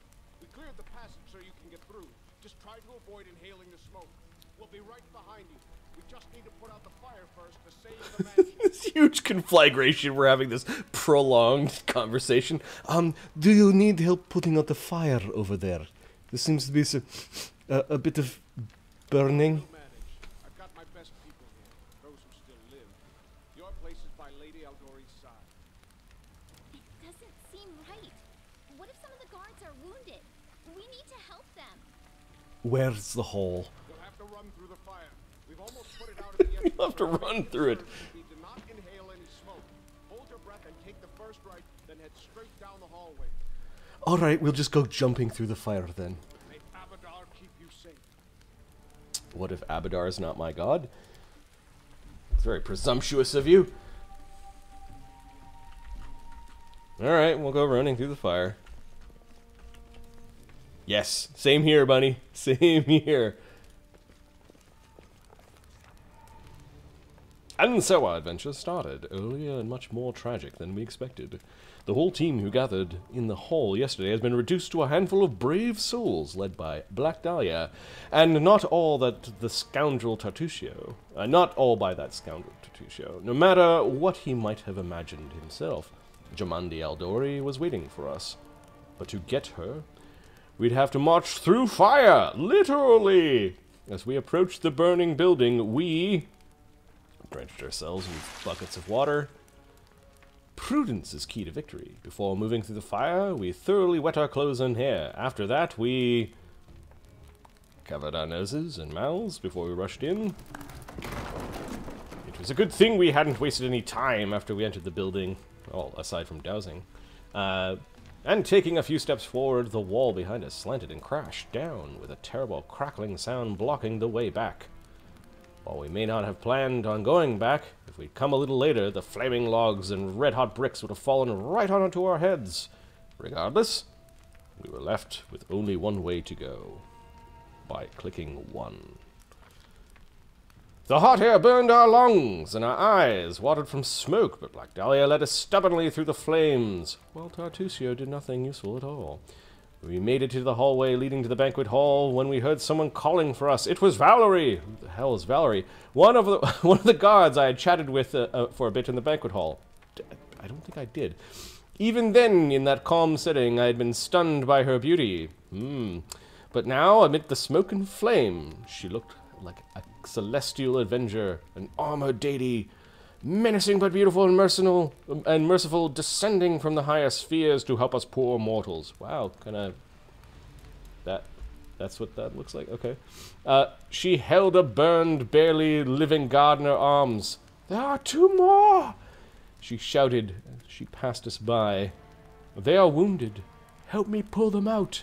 Tartusio grumbled something about how Jamandi was waiting for us. Meanwhile, Black Dahlia, ... let's try an athletics. Rush to save the guards from the fire. Oh, we failed. we didn't jack our athletics. Uh-oh. Saving the poor fellows was harder than it seemed. We inhaled a lot of smoke and burned ourselves more than once before managing to pull them away from the fire. Only then did Valerie pause to catch her breath and wipe sweat from her face. Thank you. That was truly noble of you, she said. And now let us rush to Lady Aldori's aid. Ensuring the guards we'd rescue were relatively safe, we made our way to the hall, where battle was already in full swing. And we're all fatigued because of that. Ugh, that sucks. Thank you, Valerie. I owe you my life. If I ever get my hands on the arsonists. I thought I was a gunner. Alright. Let's adjust our formation a little bit. Put Valerie, the celestial of awesomeness, in the front line.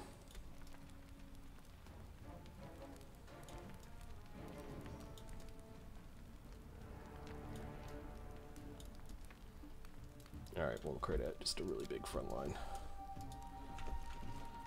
We don't have any way to get rid of the fatigue. Just save.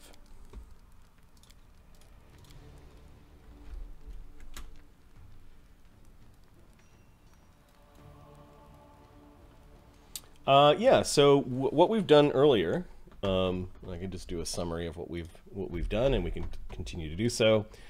We hacked up the, let me share the file. We installed the software that we need to edit the save game files, 7-zip OneNote with JSon Viewer plugin, and I'll paste these instructions later on. We edited our money, which was editing the player.json file. We gave ourselves a ludicrous amount of money, so we just don't have to worry about it during the game. And we edited ability scores by editing the party.json file for our main character as well as our animal companion. Their new stats are now like high, but not like truly game-breaking high. So basically 16s and 18s is what we have for Dahlia and the Smilodon companion. We edited experience points just to show you how. So we leveled up Dahlia to 2nd level. And then what we're going to do is, we're going to build a whole party of mercenaries, and we kind of walked through what those mercenaries are going to be. I want basically a small horde of animal companions, so we're going to do a half-orc barbarian mad dog and get a mastodon companion. We're going to do an evil cleric that channels negative energy, and he will have the animal and weather domain, so he can have a animal companion. We'll do a centipede for him. We'll have a healer.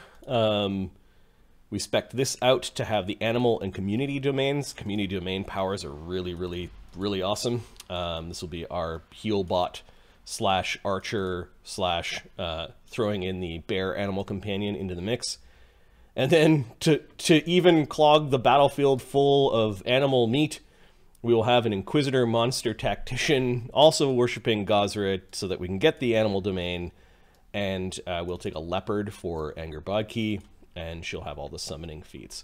So this will be our party, and then we will edit their stats to be awesome as well. So between editing stats, editing money, and editing XP, you can basically make the game much more, well, I guess easy, or maybe you have a better chance at a higher level. That's why we're playing on hard level at this point. Yeah, and I've used the extra portraits. We can also I will add this to the list. I'm going to also show you how to duplicate items.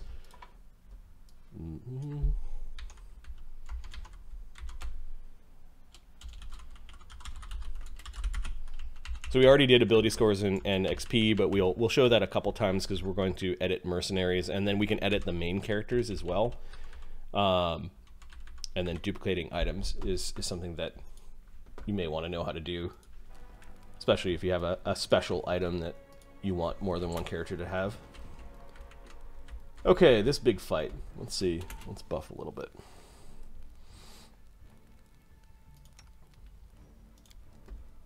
With our non-existent spells. Ugh. Bless.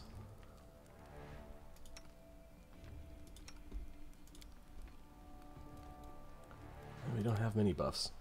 Okay.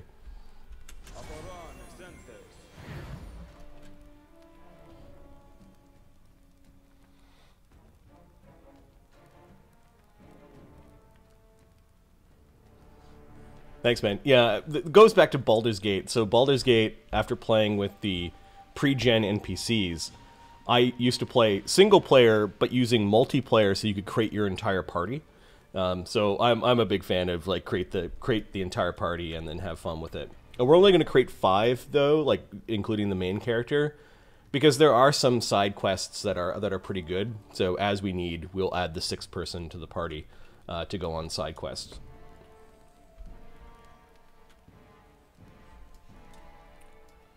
All right, this is the big fight. This one could be tough. Oh, sure.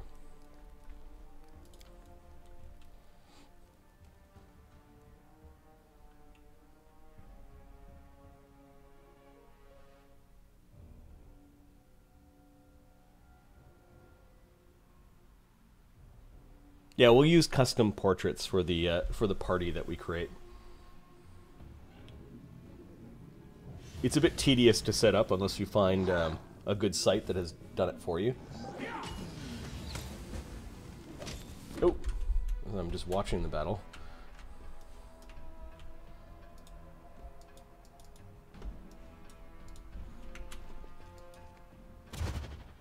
To victory!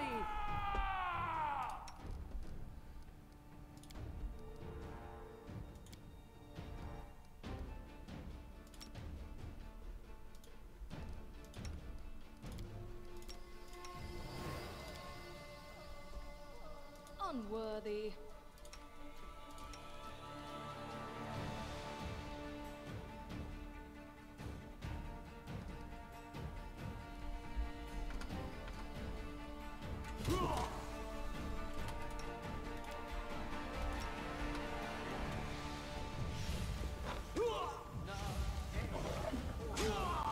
Oh, the cat's down already? Really?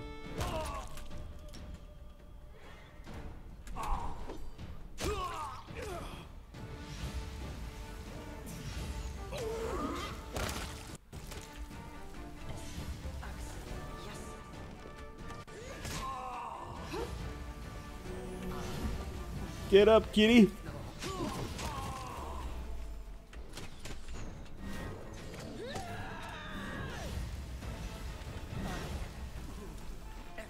Out of my way!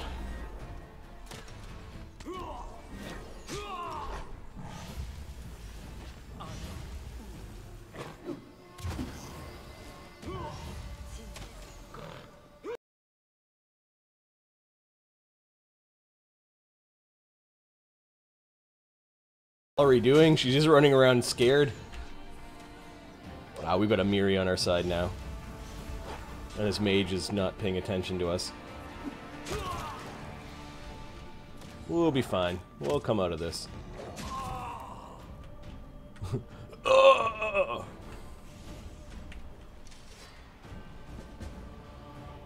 who's summoned the elemental? Let's go help out with that.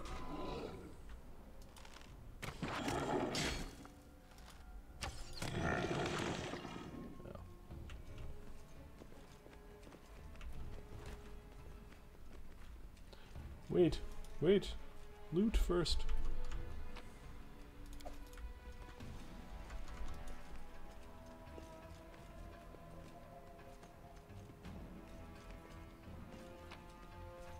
Baldur's Gate, yeah. Beamdog redid Baldur's Gate, kind of like an enhanced version of it.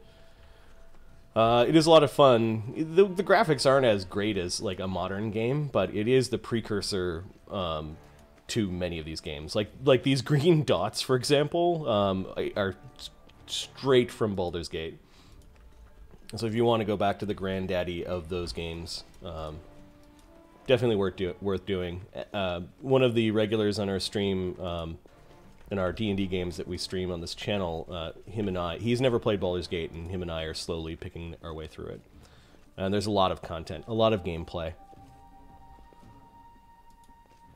You just have to familiarize yourself with 2nd edition, you know, like know what Thaco is, but At least you can experience some of the pain of second edition, but it is still probably the best CRPG that ever did RPG.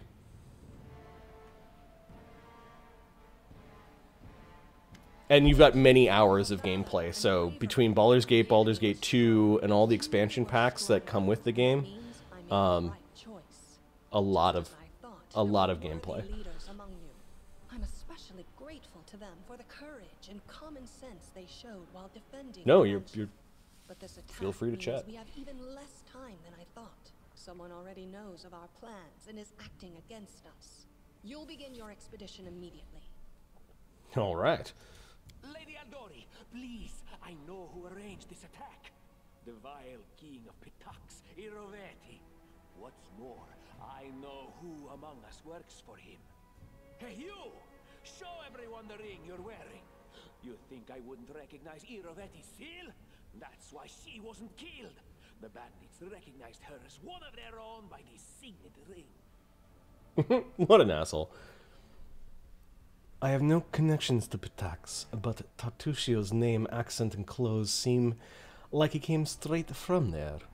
Which of us looks more like they might be Iroveti's spy? Probably, yes. But this evidence is circumstantial at best. There's definitely a spy among us. But who? All I have is one word against another. I'm afraid you're both under suspicion. I bet my life despise anyone but this woman. I saw how she dealt with those creeps with my own eyes. A true warrior. I'd go with her through hell and high water. This purple crook, on the other hand. Got the eyes of a spy. They did the sound effect for the spitting. Okay, thanks, Amiri. Lady Aldori, don't listen to this thick-headed barbarian. She doesn't know what she's talking about. During the attack, our leader showed her true colors. She forced us to break into the armory and rob it.